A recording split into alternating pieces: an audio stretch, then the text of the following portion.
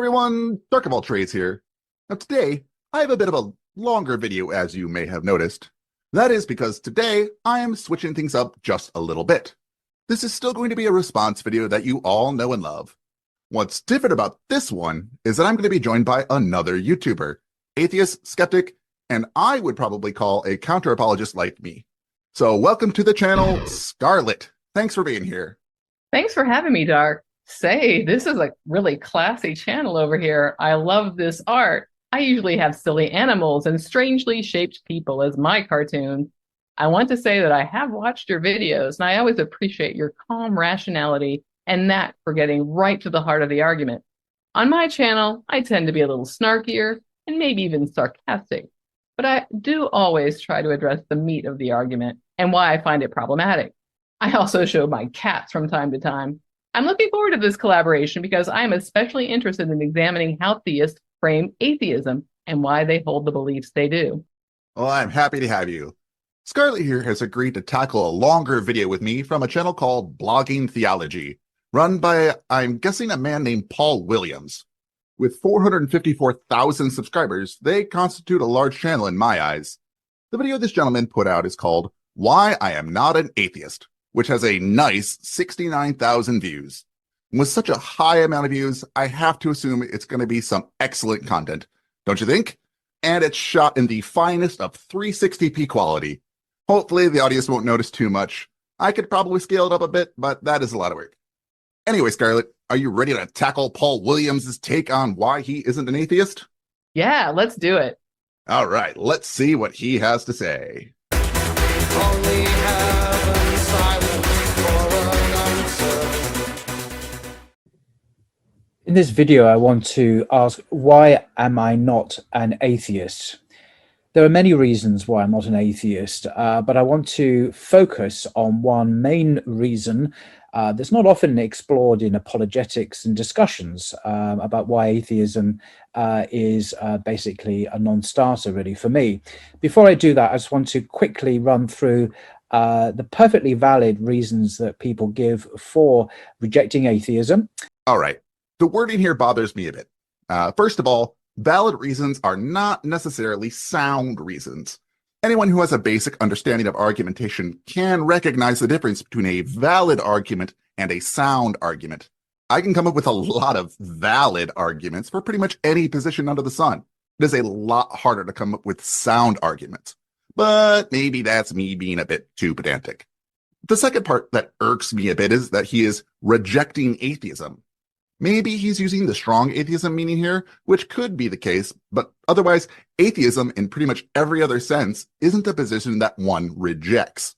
Atheism is, at its very core, simply not accepting the claim of theism, that is, some number of gods exist. So to say that he is rejecting atheism is saying he is rejecting not accepting the claim of theism. Again, perhaps he's talking about strong atheism, and I really should not get so hung up on the smaller details. I had the same issues with his phrasing. He also talks about atheism being a non-starter. I don't know if he means it so dismissively because he seems to be speaking extemporaneously, which is fine, but gives me an impression that he hasn't fully considered atheism. Maybe this is a result of the fact that he is not young, and maybe he has really thought about it, but the wording is suspect. On the whole, I don't know how formally to take his language about rejecting atheism, but it does suggest to me that he thinks atheism is a worldview or belief system, or even that it's a belief in something instead of just a lack of belief. Maybe he actually has that misapprehension, but it's not promising. I also find it interesting that he's here to talk about one specific reason that he doesn't accept atheism, but he wants to mention a few other reasons quickly, and therefore not thoroughly. It's gish-gallopy, and like he wants to create the impression that the evidence is simply overwhelming. There are just so many reasons to reject atheism. But why buy into whatever religion you accept is true? And can we talk about the visuals? All the books in his background, kind of cluttery. It tells me that he is smart and well-read, and then he has this soft, gentle delivery. It looks like a nice old professor, and maybe we don't need to check up on his claims. Guess what? It's always a good idea to check up on people's claims. I definitely agree. When someone dresses nice, especially in certain ways, we tend to trust them more, like wearing a lab coat on a TED Talk, or the stereotypical used car salesman. People in sales dress nice to look more credible. One is the evidence of physics. One of the most striking discoveries of modern science has been that the laws and constants of physics unexpectedly conspire in an amazing way to make our universe habitable for life. So this assertion is a popular argument among theists, which is essentially the fine-tuning argument. This argument says that the precise values of physical constants are so exact that they must be deliberately set by an intelligent designer to allow for the existence of life. Now, I get that this argument is compelling at first glance, as it was one of the strongest arguments that I had ever heard until I looked into it and found it fall short under closer scrutiny for several reasons. Firstly, the fine-tuning argument is a classic example of the anthropic principle, which essentially states that we observe the universe to be compatible with life because if it were not, we would not be here to observe it. This is everyone's favorite analogy of a puddle that thinking it's in a hole that it sits in was perfectly designed just for it, ignoring the fact that it is the water that has conformed to the shape of the hole. Our existence in a universe that supports life is not evidence of intentional design, but rather a reflection of the fact that only a universe capable of supporting life can be observed by it. And if I could interject here, don't you think that the assertion that the universe is compatible with life is overstating the case? Especially if by life, he means intelligent life. As far as we know, life exists here on this planet, but we don't know if it exists elsewhere. Most of what we can observe does not support life as we know it. Most of the universe is hostile to life. By the way, as a side note, if you believe in fine-tuning, you also believe in the cosmological argument, or the Kalam. It sort of comes along for the ride. It's a fun twofer, because if the universe is designed, well, it must have been created. That's an excellent point. Secondly, the argument often assumes that life as we know it is the only possible form of life. It is entirely possible that different physical constraints could give rise to different forms of life that we cannot currently conceive. Our understanding of life is based on carbon-based organisms that thrive under specific conditions. But this does not preclude the existence of alternative biochemistries in different universes, or even in different regions of our own universe. Moreover, there are many plausible naturalistic explanations for fine-tuning. The common one I see is multiverse theory. According to this theory, our universe is just one of many, each with its own set of physical laws and constraints. In such a multiverse, it is not surprising that at least one universe has the right conditions for life. The existence of a multiverse would make the occurrence of life-permitting universe not only possible, but statistically inevitable. There are other potential explanations that I won't go into for the sake of time, such as quantum fluctuations, string theory and landscape, cosmological natural selection, self-organizing principles, symmetry breaking, environmental selection, and a bunch more that I could go into. I don't necessarily accept any of these particularly, but they are options I'm not convinced Mr. Williams here has looked into. Furthermore, attributing the fine-tuning of the universe to a deity is not a scientific explanation, but a metaphysical one. Science seeks to explain phenomena through natural laws and empirical evidence, whereas invoking a deity falls into the realm of personal belief and faith. While personal beliefs can be valid, they should not be conflated with scientific explanations. And finally on this, it is important to recognize that the perceived fine-tuning of the universe can also be seen as selection bias. We are inclined to see our universe as finely tuned because it supports our existence, not necessarily because it was designed with us in mind. This perspective is often overlooked in discussions about fine-tuning, but is crucial for a balanced understanding of the argument. Yeah, and you know, Dark, I am not a scientist. And I often say on my channel that you don't have to be interested in the science, and you don't have to have answers about science to be an atheist. So my understanding of things like fine-tuning are pretty basic. But I come to this. The universe has to be some way, and if we emerge in the universe, it has to be some way so that that could have happened. But if God is controlling this, why does it need to be any way? Or any way it could be attributed, without evidence, to some creator? But really, I think that if it seemed random, or if it didn't seem like our world could produce life, that would be more impressive for this argument. And there are lots of atheists who study this science. If the evidence pointed so clearly in the direction of theism, I think there would be fewer atheist scientists. Science right now has nothing to say about the supernatural. So to me, science is not the go-to for proving any kind of creator, much less those posited by Christians and Muslims. Finally, I want to posit some language use. He talks about geological and chemical processes being choreographed, which implies a creative being creating this dance, and that these work together with an amazing efficiency to create a safe space for us to live in. What efficiency, much less amazing, has BT looked around? First of all, there is a lot of waste in our world and in our universe. There are so many examples of waste and inefficiency I could list. How much time do we spend taking care of our bodies? Just our teeth. And even when we do so optimally, we are still subject to illnesses and other issues. How many seeds does a plant create? And how many are going into growing a tree, for example? Plants and animals put a lot of effort into procreating, and a lot of that goes to waste. And it's easy in our current age of industry farming to overlook the issues farmers have had through the millennia: droughts, floods wiping out crops, parasites, diseases on plants and in animals. Heck, how many cattle were wiped out by anthrax or hoof and mouth? And we still spend a lot of energy combating all of that. And then there's so many dangers on this planet, in part thanks to those natural processes. Just recently, tornadoes came to the Midwest, destroying property and causing loss of life. But we could list so much more. Earthquakes, hurricanes, and so many more. I'm just flabbergasted at how he can say words like this and people nod along or don't scratch their head. And by the way, we're only a minute into BT's presentation. Not even that. Excellent point. The universe exists, and because it exists, it has to be some way. Since we exist to observe it, it has to exist in a way that makes that possible. With a God, it could be any other way. I agree that a God could have made it more impressive or even more simple, but did not. You're touching on the evidential problem of evil, one of the strongest forms in my opinion.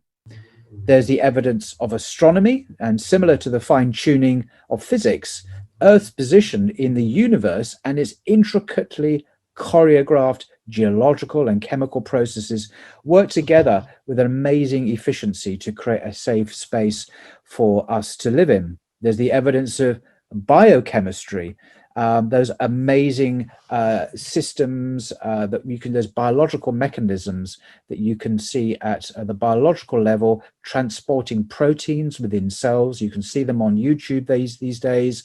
These extraordinary pieces of engineering, I personally cannot believe, are the products of blind evolution, Darwinian processes of survival of the fittest. They're too intricate and engineered to be anything other than produced by intelligent design, in my view. Here he gives the whole game away. His position is, I can't believe it's one way, therefore it must be intelligently designed. This is a classic example of an argument from personal incredulity. He assumes that because he cannot personally comprehend how something could happen naturally, it must have a supernatural explanation. I totally agree here, and I flagged it too. Figured you would. So why is his logic so flawed here? Firstly, complexity and intricacy do not necessarily imply design. In nature, complex systems can and do arise from simple processes. For example, the intricate patterns of snowflakes, the complex structure of crystals, and the diverse forms of life are all outcomes of natural processes. The theory of evolution by natural selection, as proposed by Charles Darwin, provides a robust framework for understanding how life can evolve complexity over the time through gradual adaptations and survival advantages. Natural selection is a powerful mechanism that can lead to highly intricate and well-adapted organisms. Small, random genetic variations that confer a survival or reproductive advantage tend to be preserved and accumulate over generations, leading to the complex forms of life we observe today. This process does not require foresight or intelligent design. Rather, it is an emergent property of the natural laws governing biological reproduction and survival. Furthermore, the field of evolutionary biology has provided substantial evidence supporting the capability of natural selection to produce complex structures. For example, the theists' favorite, that they are often so ignorant of, the evolution of the eye, has been well documented, with intermediate forms demonstrating a gradual increase in complexity from simple light-sensitive cells to the sophisticated organs we see in various species today. In addition to biological examples, we can observe complexity arising from simple rules in other domains as well. In computer science, cellular automata, such as John Conway's Game of Life, show how simple rules can lead to highly complex and unpredictable behaviors. This illustrates that complexity does not inherently require intelligent design. Personal incredulity reflects a limitation in individual understanding rather than an inherent limitation of the natural processes themselves. The history of science is replete with phenomena that were once thought to be inexplicable, but were later understood through the advancement of knowledge and technology. Natural processes such as evolution by natural selection, explaining the complexity and intricacy of the universe and life, may seem counterintuitive or difficult to grasp at first, but they're supported by extensive scientific evidence and provide a coherent explanation for the natural world without the need to invoke an intelligent designer. Relying on personal incredulity does not advance our understanding. Instead, simply embracing scientific inquiry and evidence allows us to uncover the true nature of the complexity we observe. But again, note his language as he talks about this. Amazing systems, extraordinary pieces of engineering. So first, he's alluding to something humans do, engineering. Second, he's not really discussing the science. It's all reduced to a slogan, survival of the fittest. So instead, he wants to give the impression it's simply so amazing and incredible. So how could any scientific model explain the mechanism? And let's recall, he's not a scientist either. If you talk vaguely about evolution, as he does here, it can seem like intelligent design makes sense. But we have mapped genomes now, and if we simply compare ours to other apes, for example, we can see the mutation that makes all the difference on chromosome 2. They can tell there was a fusion of 2 ancestral chromosomes at the centromeres. I hope I'm expressing this properly, because as I said, I'm not a scientist. But my point is, it's not simply that biologists say, look at how similar the DNA is. They can look at telomeres and centromeres and see very specific differences that tell the story of how species split off somewhere in the past. Chromosome 2 is very strong evidence of a shared common ancestor. You can't just say, like creationists do, that of course DNA is similar because the intelligent designer is using similar ingredients to create beings. And this is just one example of how DNA tells the story of how all life evolved. We can see the fusions and the deletions, the errors, so to speak, of replication that meant a new species came forth. There's the evidence of biological information. There are 6 feet of DNA called inside every one of our body's 100 trillion cells, containing a 4-letter chemical alphabet that spells out the precise instructions for all those proteins from which our bodies are made. An extraordinary discovery in recent years, DNA. There's the evidence of consciousness itself. How can mere chemistry and physics produce our consciousness? There's no explanation forthcoming. It seems that consciousness is itself an incredible property. Well, there's no explanation or evidence about consciousness if you don't read the research on it, which, to be fair, is not conclusive, but we are learning more about brain function, and consciousness is likely a byproduct of neural processes. Right. And here we have a basic argument from ignorance. Similar to the previous problem, he's saying, we don't have evidence that it is natural, so it must be supernatural. So let me go into why this isn't a sound argument as he seems to purport. Firstly, I will acknowledge that consciousness is indeed a complex and not fully understood phenomena, as you alluded to. However, the fact that science has not yet provided a comprehensive explanation does not mean that it is beyond natural explanation and that it requires a supernatural explanation. Historically, many phenomena that were once considered mysterious or inexplicable have been understood through scientific progress. For example, the nature of disease, the workings of the universe, and the principles of genetics. Heck, even lightning were all once shrouded in mystery, but are now well understood thanks to scientific inquiry. Moreover, there is a significant amount of ongoing research in the fields of neuroscience, psychology, and cognitive science aimed at understanding consciousness. Studies have identified neural correlates of consciousness, explored the roles of different brain regions, and developed theories such as the integrated information theory and global workspace theory to explain how consciousness experience arise from physical processes of the brain. While these theories are still being refined and debated, they represent meaningful progress on our understanding of consciousness. I'll put some on screen if I remember to do that in editing. The argument that consciousness must be extraordinary because we do not yet fully understand it falls into the trap of assuming that our current knowledge limits what can be known. This perspective overlooks the potential for future discoveries and the capacity of science to illuminate even the most challenging questions. Science is a cumulative process, building on previous knowledge to expand our understanding over time. Additionally, labeling consciousness as incredible or implying it requires a special explanation risks anthropocentrism, the bias of placing human experiences and qualities at the center of our explanations of the universe. Just as the Earth was once believed to be the center of the universe until evidence showed otherwise, consciousness, while remarkable, may ultimately be understood as an emergent property of complex biological systems. If we consider the idea that perhaps another planet has complex life capable of thinking about the universe, but they understand it to be natural processes, what does that do to this position? What do you think this would do to Paul's religious ideas? Does it throw a wrench into everything he holds true about his religion? Or do you think he would just move those goalposts? I think we know the answer to that. I think there's a bit of incredulity here too. Like, consciousness is just so amazing and incredible. How else could we have that unless a creator put it into us or allowed us to share what it already experiences? And again, let's look at the language. The mere chemistry and biology produce consciousness is doing a lot of heavy lifting. We are learning so much about how our brains work and how the brain stores memories. To be sure, our body produces chemicals to do all sorts of bodily functions. And we are animals, so biology, of course. But there are specific chemicals we could talk about and how they interact with our bodies to accomplish the tasks we need to do.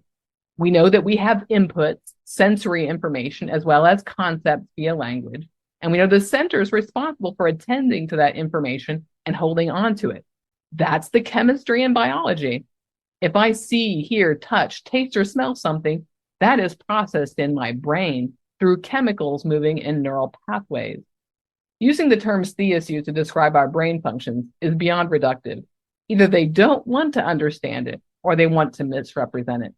Right now, my understanding is that consciousness is one of the functions of our brain that may be a kind of executive function. By the way, we are not the only self-aware animal, even though we appear to be the only narrating animal, which probably is part of how we store and access memory. But I often talk about other animals having various cognitive functions and memories, like us. We can see them mapping their territories. Sometimes skills have to be taught. Red-tailed hawks, for example, have the instinct to hunt, but their parents teach them some aspects of dealing with prey. I know I'm getting a little off track, but I think if you're going to look at cognitive functions, it behooves you to see what is happening with other species as well. Now, all these are perfectly valid reasons for rejecting atheism. Physics suggests a creator who is intelligent, who's involved. Astronomy shows a creator giving us incredibly precise and careful purpose and design to the universe.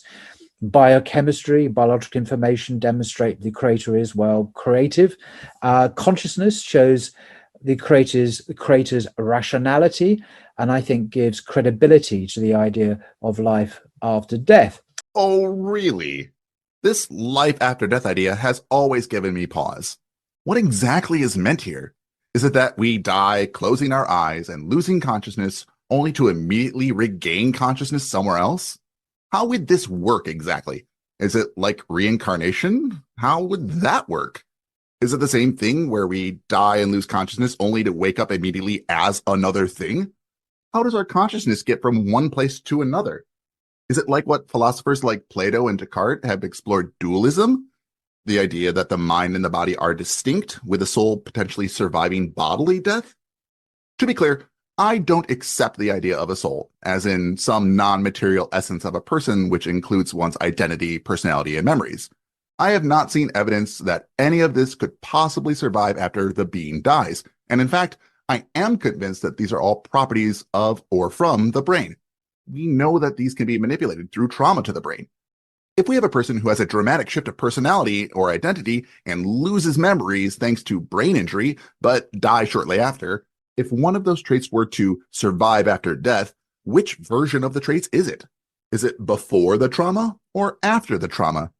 I could talk about this idea for hours and bring up question after question, showing why this whole concept doesn't make sense, even with some sort of supernatural designer. Those are all great points. But I also want to stop on the idea that BT suggests that physics shows a creator who is involved. Involved in what way?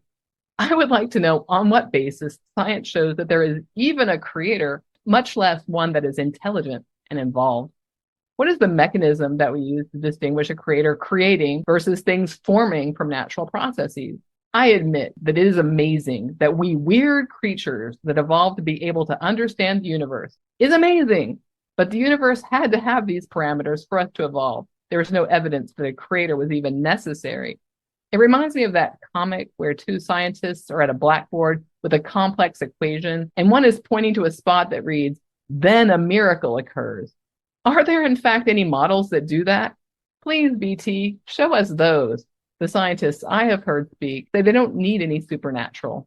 Also, some of this other stuff. Astronomy shows a creator giving us incredibly precise and careful purpose and design to the universe. Biochemistry demonstrates the creator is creative. He's just saying these things undemonstrated. None of this is science. Earth rotation around the sun is an amount of time such that we have to add a day in every 4 years to keep our calendar and its seasons in alignment. There are bodies like comets that come into our inner solar system every so often. There are even strange moon-like bodies that get trapped in orbit for a while and then leave. I recently heard a Radiolab program about a moon of Venus, and apparently it won't stay in orbit there forever. Its travel is very erratic. And I don't see how consciousness demonstrates we live on after death. Like so much clumped together here, undemonstrated, unsupported by science. This all sounds like wishful thinking to me, but maybe this guy, with all his books, simply knows better than people who spend their life doing it. These characteristics do not, in my view, describe the God of deism, who supposedly formed the universe and then abandoned it and went off somewhere else. Nor is it pantheism, the idea that the creator and the universe are somehow coexistent or one. Polytheism, with its multiple gods, falls short of that. And this impersonal force of New Age beliefs, again, doesn't kind of match up, I think, to what we see in the science.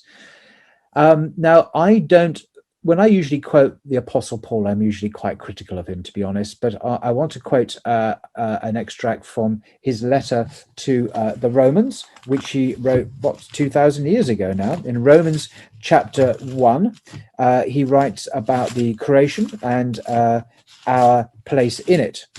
And he says, "For what can be known about God is plain to humanity, because God has shown it to them. Ever since the creation of the world, his eternal power and divine nature, invisible though they are, have been understood and seen through the things he has made. So they are without excuse." I think that's very good. Romans 1:20, a classic. Yeah, I'm tired of this one. Can I gag? I feel like gagging. It's so overused. Like John 3:16. And that Romans verse is such gaslighty behavior to tell people that it's just obvious if you look at the trees. It's similar to that passage about doubting Thomas with its message about how it's better not to have evidence for belief. You know, Thomas saw the wounds, but, blessed is the person who believes without seeing. Anyway, on Romans 1:20, just how did Paul determine this anyway? So many mysteries. I know, right?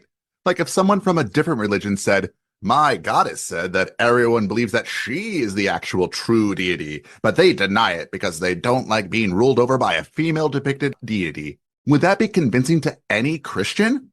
I don't think so. At least now I know what version of the Bible he's using, and that is the NRSV. So if I need to reference it at any point, I know which version to use. As for the passage, I'm not sure I can respond better than what several other famous counter-apologists and skeptics can and have, but I'll give it a shot as briefly as I can. Romans 1:20 is often cited to support the view that the natural world, including human consciousness, reflects the Creator's attributes. This verse suggests that God's eternal power and divine nature are evident in the things that he has made. This can be interpreted to mean that the intricacies of the universe, including consciousness, are manifestations of the Creator's rationality and intelligence. According to this view, the natural world provides observable evidence for a creator. Consciousness, as part of the created order, is thus seen as a direct reflection of divine attributes, reinforcing the idea of an intelligent designer. Romans 1:20 is a fave for all kinds of fundamentalists and pre-suppers. I don't know how many times I've seen it trotted out when a skeptic says, "I've looked at the trees and I only see natural processes." No, says the fundy, "you're just blinded by your sin," or whatever. I don't know what BT's take on this is, since he's some kind of Muslim. Methodological naturalism posits that natural phenomena should be explained by natural causes and laws without invoking supernatural entities. This approach has been overwhelmingly successful in science. Romans 1:20 asserts that the natural world reveals a creator's divine nature. However, naturalistic explanations, e.g. evolution, cosmology, etc., account for the complexity and order of the universe without needing to posit a divine being. Invoking a supernatural explanation when natural ones suffice is unnecessary and inconsistent with the principles of methodological naturalism. Scientific inquiry relies on empirical evidence and falsifiability. Claims about the divine nature being evident in creation lack empirical support and cannot be tested or falsified. The assertions in Romans 1:20 is not supported by empirical evidence. The natural world can be studied, understood, and explained through scientific means without any reference to divine attributes. The lack of empirical evidence for a creator means that Romans 1:20's claim does not hold up to scientific scrutiny. If the natural world is indistinguishable from a world created by natural processes, then the claim that it reveals a divine creator is unfounded. The natural world, as we observe it, does not provide clear, distinguishable evidence of a divine creator. It looks exactly as if we would expect it to if it were the result of natural processes. Therefore, Romans 1:20's claim that creation reveals God's nature is unconvincing, as no unique divine attributes can be discerned. Romans 1:20 provides a vague and generalized assertion that God's nature is evident in creation, but it does not specify what these divine attributes are or how they manifest. Without clear criteria or specific attributes that are uniquely indicative of a divine creator, the claim in Romans 1:20 lacks substantive content. Any observed order or complexity in the universe can be interpreted in multiple ways, not exclusively as evidence of a divine creator. Humans have a tendency towards confirmation bias, interpreting ambiguous evidence in a way that confirms their pre-existing beliefs. Romans 1:20 reflects confirmation bias, where believers see the natural world as evidence of a divine creator because they're predisposed to interpret it in that way. Non-believers and adherents of other religions do not necessarily see the natural world as pointing to the Christian God, indicating that this interpretation is subjective and not universally compelling. That goes double for the Muslim God. The fallacy of composition occurs when one assumes what is true for the part is also true for the whole. Romans 1:20 suggests that because the parts of the natural world exhibit order and complexity, the entire universe must have a divine designer. This is a fallacy because it assumes that properties observed in parts, e.g. complexity in biological organisms, must apply to the whole, the universe itself, which is not logically necessary. Inferring the existence of a specific deity from the natural world involves a leap that is not justified by the evidence. Even if one were to accept that the natural world points to some form of creator, it does not follow that this creator is the Christian God described in Romans 1:20. Other religious and non-religious explanations for the creator could be equally valid, making the specific claim in Romans 1:20 incoherent without additional evidence. So if he thinks Romans 1:20 is very good, what is it very good for? I suppose touting it as good provides atheists with countless hours of response content, tearing it to absolute shreds. To shreds, you say? But the reason, as I say, I am not an atheist, and one of the main reasons is actually none of the above, although they're all perfectly good reasons. I think we have shown that they're not perfectly good reasons, but are instead so flawed that the fact that someone will still use them comes off as monumentally ignorant. But I had forgotten that none of these are actually the reasons he's not an atheist. Over 4 minutes into his video, and he hasn't even started talking about why he isn't an atheist. I don't know, but I swear if this is some kind of personal feeling, I may lose what's left of my mind. I'm with you on that, Dark. But this speed run through the greatest hits of cherry-picked science has a purpose here, to let all the listeners know that the evidence for belief is just overwhelming. There are so many reasons one could choose to be a theist. And if you're not that curious about it, you might think he is representing it all so well, even though his descriptions are vague to the point of useless and avoid anything that calls his conclusion into question. But trust the nice professor-looking guy with all the books behind him. He's so sweet and unassuming and smart. How could he be wrong? And I bet he is sincere. I bet he is smart in his own way, but he's looking to confirm what he wants to be true and not to establish that his beliefs have a solid basis in evidence. And for that, I want to turn to the writing of Ibn Taymiyyah. Now, he was a medieval Islamic theologian from Damascus, and he was a Muslim, obviously, and for him, one of the central concepts for talking about God as an alternative to the Kalam theologians, these are other Muslim theologians who drew heavily on Greek philosophy to prove the existence of God through reason, say the cosmological argument or the teleological argument or so on. he focused, perhaps more than anyone else, on this concept of Fitra. That's in English, F-I-T-R-A. Now, what is this Fitra? Well, the Quran talks about the Fitra in the 30th chapter, verse 30, and I'll just read it to you. So, Prophet, as a man of pure faith, stand firm and true in your devotion to religion. This is the natural disposition God instilled in humankind. There is no altering God's creation, and this is the right religion, though most people do not realize it. Turn to him alone, all of you. Okay, let's take a look at what this phrase is saying for just a moment. Scarlett and I are both linguists and very much appreciate linguistics. So what does this phrase mean here? I think it has a lot more problems than it appears to at first glance. The statement asserts that Islam is the right religion without providing evidence or reasoning to support that claim. From a rational skeptic's perspective, any claim, particularly one of such magnitude, requires substantial evidence. Simply stating that a religion is the right one does not meet the standards of rational inquiry. This is akin to claiming superiority based solely on declaration, which lacks persuasive power for a skeptical mind. I totally agree. But my guess is a believer would point to their book and call that evidence, which of course it's not. Books may communicate information, but that information is only as good as the evidence supporting it. Right. The phrase, though most people do not realize it, attempts to bolster that claim by suggesting that widespread disbelief or ignorance does not detract from its truth. This can be seen as a preemptive dismissal of dissenting opinions without addressing them. It implies that the truth of the religion is independent of its acceptance, which, while possibly true, still lacks evidence. It dismisses the rational scrutiny and skepticism that typically accompanies the examination of truth claims. And it can really play into some of that inherent belief that most people are sinners who don't want to accept religion because they don't want to give something up. Right. And also, the statement suggests that Islam is uniquely the right religion, implying a form of special pleading, where it is exempt from the scrutiny that applies to other religions. Rational skepticism demands that all truth claims be subjected to the same rigorous standards of evidence and reasoning. Claiming that Islam is the right religion, though most people do not realize it, places it in a category that supposedly does not require the same validation as other beliefs, which is logically inconsistent. Special pleading is a real fave among believers. Another fave is the statement can be seen as the instance of circular reasoning, where the claim that Islam is the right religion is used to justify itself. To a rational skeptic, a claim must be supported by independent evidence or reasoning. Simply asserting that something is true because it's stated in the religious text is a form of circular reasoning that does not provide external validation. For example, saying Islam is the right religion because the Quran says so, and the Quran is correct because Islam is the right religion, is not convincing to someone who requires external evidence. It's interesting, though, how many people want to give special dispensation to their holy book. The writers must have had special knowledge from God itself, or himself, or whatever it is.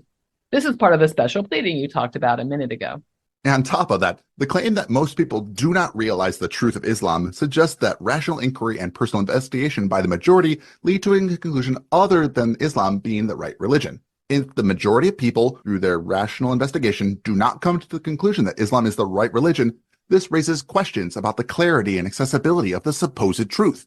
A truth claim that is not evident or realizable by rational investigation is problematic for a rational skeptic. It's funny how often these claims need to just be accepted without question, and if investigation leads to a different conclusion, there is some way to disregard the results of that study. Often projection comes into play. Oh, you don't realize the truth because you are too attached to what you want to believe. But there are objective investigators out there looking for what stands up to scrutiny. On top of that all, the statement might attempt to exploit psychological tendencies, such as the appeal to the minority position or the idea of possessing special knowledge. By suggesting that most people do not realize the truth, it might be appealing to the human desire to feel part of an enlightened or special group. Rational skeptics recognize this as a psychological tactic rather than a valid argument, which can make the statement appear manipulative rather than substantive. I think religion in general is great at feeding into the desire to be important. Here you are, an imperfect being, but God loves you. I don't know what all BT thinks about God. I'm not up on my Muslim apologetic, but Christians definitely have this idea that they are sinful creatures, but God loves them anyway. Honey, God made you that way. As an aside, Aaron Ra especially says that Muslim apologetics are like Christian apologetics, but worse. I can believe that. Yeah, I feel like that holds true. Anyway. And that's it for part 1 here. What do you think so far? Do you think Paul Williams of Blogging Theology has presented any good, solid reason to not be an atheist yet? Or do you think his positions so far are a bit short-sighted? Let me know in the comments below. I would like to thank Scarlett for taking this collaborative journey with me. It was a pleasure to have you here on the channel. And for my viewers, where can they find you and how can they support you? Thanks for having me, Doc. I had a lot of fun ripping into this video. My channel is simply my name, Scarlett, and I have a Buy Me a Coffee page. If you like what we did here, you'll love her content as well. So head on over to her channel and at least give her a like and a follow. Or like she said, buy her a coffee so she can stay up more making more quality content. Check out part 2 on this take of Blogging Theology on Scarlett's channel tomorrow, that is June 30th, 2024. A link to her channel is in the description, and when the video comes up, a link to that will be in the description as well. Again, thanks to Scarlett for hanging out in the live chat as well. I will be in hers tomorrow during the premiere of part 2. If you felt the happiness feeling listening to me and my guest here take down this apologist, you can express that happiness by hitting that like button. Though you can get a regular dose of those happy feelings by hitting that subscribe button if you haven't already. And if you like this collaboration and want to see more, let me know in the comments as well. I really enjoyed this experience. Even though it was a lot of work, I am fortunate that Scarlett was so flexible with me and my tight schedule, especially as we are in completely different time zones. My Discord server is doing quite well, better than I expected. If you're up for talking or have some questions, the link is in the description. I promise you'll Fitra right in. Though I need to give a cumulative thanks to my patrons, Calamitous Anima, Sora, Long-Haired Lefty, Musical Ocelot, Ooga Booga Luga, Anonymous Netizen, Tarek Alkasab, Jamabomb, Kai Henningsen, and Triple Towel, who complement each other in reinforcing my belief that I'm doing something right. If you'd like to rebel against your human nature, you can join them for as low as a single $1 a month at patreon.com/darkofalltrades. Thank you, all of you. These videos are a ton of work and take a lot of time. Your support here makes it all worth the effort. I really appreciate you. And as always, keep learning.